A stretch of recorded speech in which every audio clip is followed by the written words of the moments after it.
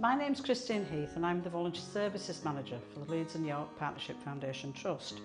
I've been working in this job for the last 18 years and in that time have seen lots and lots of people coming through our service.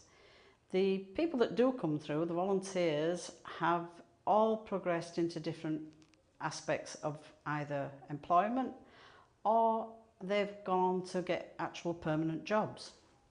We do have people that have worked in the trust and we also have people that have been introduced to healthcare through our trust and have now gone on and got jobs in healthcare environments. Hi, my name is Caroline and I work in the Voluntary Services Department at LYPFT. My role is Placement and Development Officer.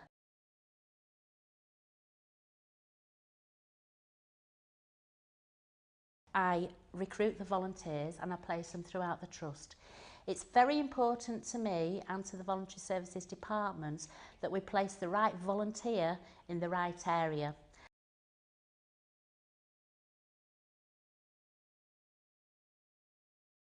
Various people applying to be volunteers within the trust.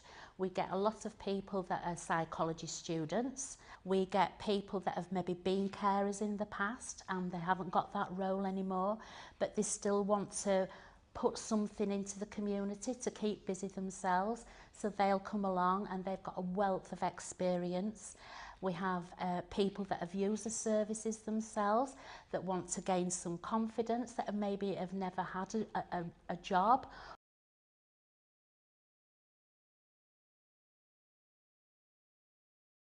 So we offer supervision and support. I supervise volunteers every 3 to 4 months. However, the door is always open in voluntary services.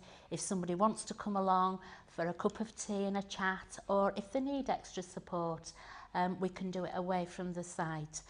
So there are a lot of things that we can offer volunteers, and the feedback that we do get from volunteers is really positive. Personally, my role is only small, but the rewards are massive. I'm Andrew, I'm Supporting Volunteers Officer at LYPFT, and I started off over 20 years ago as a service user initially, and then started to get better because I was told to probably be severely ill for a very long time, and worked my way up and got experience. Did a lot of volunteering work in the late 90s to get experience, and my aim to get back into paid work.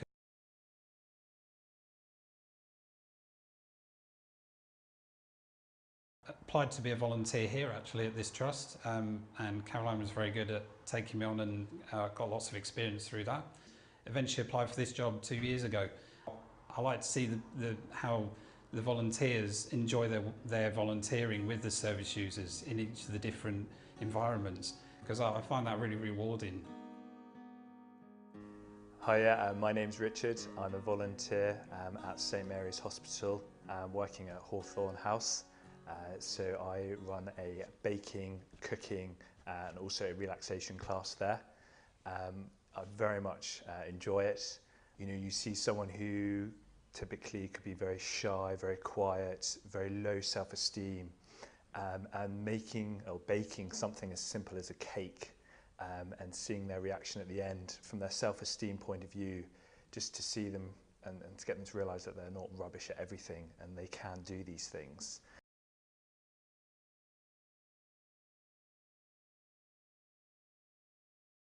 And although it's early days, it's been really rewarding to see that there is this help for people and they can get better. And certainly in my snapshot of being there, it's been really good to see patients sort of come in at a low level and to leave with, you know, maybe a smile on their face, but at least a bit more of a spring in their step.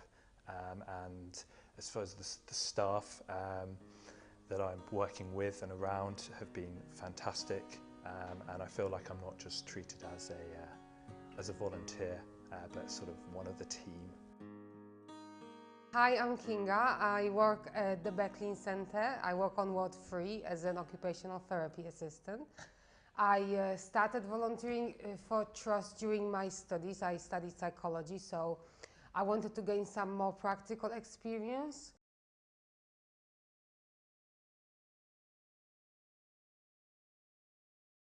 And then from there I went on to working full-time, so I feel volunteering was a really important part of it, because it started off from that, because I knew that if I won't be able to do things in practice, there's no point me going and working with service users. I would rather stick with the academic side of psychology and probably be a lecturer somewhere. Hi, I'm Annie. I'm a volunteer with the Assertive Outreach team at the Leeds City Museum. It's a little social group on Thursdays.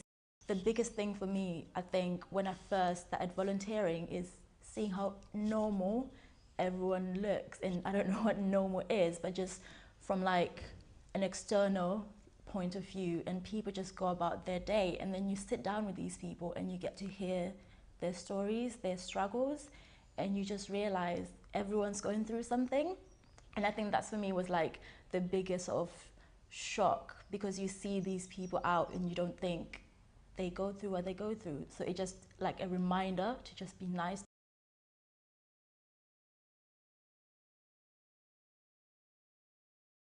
I've been through things where I couldn't talk to people. I didn't have anyone around me who understood that struggle with like depression and anxiety and not being able to talk to somebody. So for me, people opening up is a big thing, and I like that there is a space, a safe space for people where they can come, sit down and talk about these things, and there is no judgment.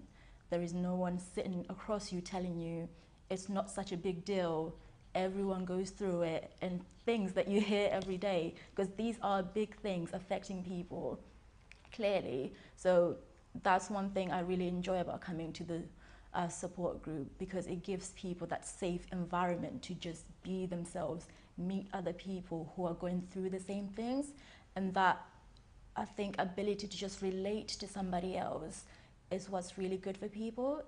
Just seeing that it's not just you. And I know in my first year of university, I felt like it was just me, just looking around and everyone's going out, everyone's getting drunk, and you're in your bed crying, not having friends, missing your family, not being able to talk to your family because they don't understand mental health, not being able to talk to your friends because you're being too negative. They don't want to hear that. So actually having somewhere you can just sit and say, you know what, I'm having a hard time, I need help, I need to let these issues out. I feel like that's one thing I really appreciate about the group.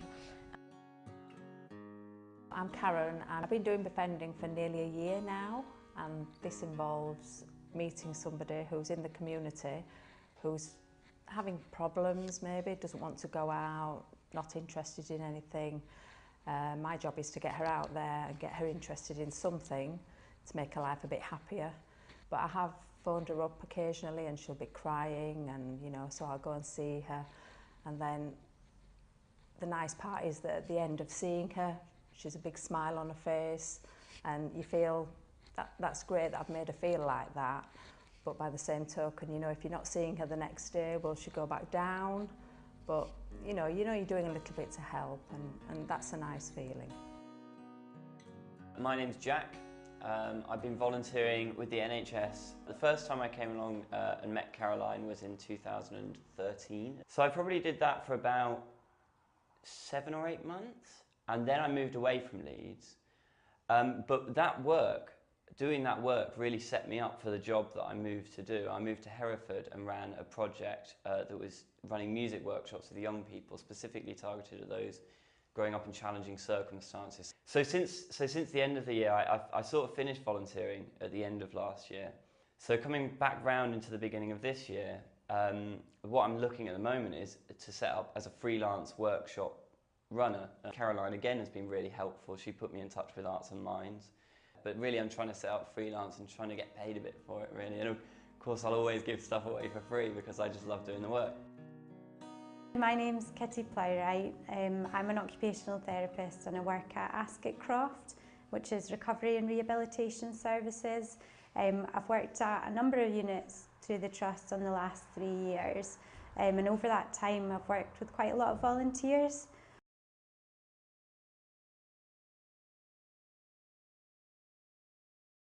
So I've just recently started volunteering with the Trust myself.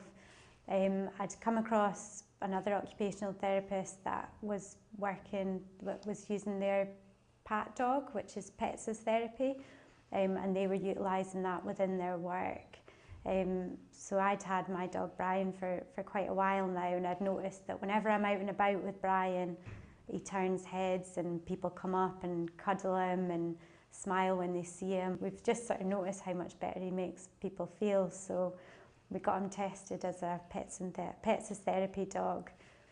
So we've been doing this for a month now, but I've noticed a huge difference. People are constantly asking me, how's Brian? When's he coming in next? Sometimes our service users might struggle to engage or communicate, or just to know what they want to do at the moment, and actually Brian's been a real focal point. I found it personally very rewarding myself, being able just to try and help and make someone's day just a little bit better. I think it helped me a lot with my interpersonal skills and how to speak to patients, how to, that they just as you and me, they have an illness, but that doesn't define them as a person. They have a lot in them beside that. Because I've got a lot from these experiences, and I think with my own struggles with mental health, I've developed this interest in wanting to help people. I feel like that's what that was for. That was all for a reason. There's no way I went through depression just to come out and just say, okay, I'm done. I would like to help people going through similar issues and just remind them you can come out the other end. Being a volunteer, first of all, gave me a lot of confidence and self-esteem boost. It made me want to reach to more things. It expanded my interests and where I wanted to go in life as well, personally in my personal life as well as work. So I just think it helps you realise what you can achieve, especially when you've come from a background of severe mental health issues for a long time. Because there's the trouble, the stigma is that you can get caught with not realising your potential, and a lot of the time I found my own barriers were in my own head. So to overcome them is really. I would never, speak to anyone before. I had no confidence to even look people in the eye. So and especially now as a staff member, I just find that even more rewarding and boosts my confidence. I've done things I didn't think I could do, really.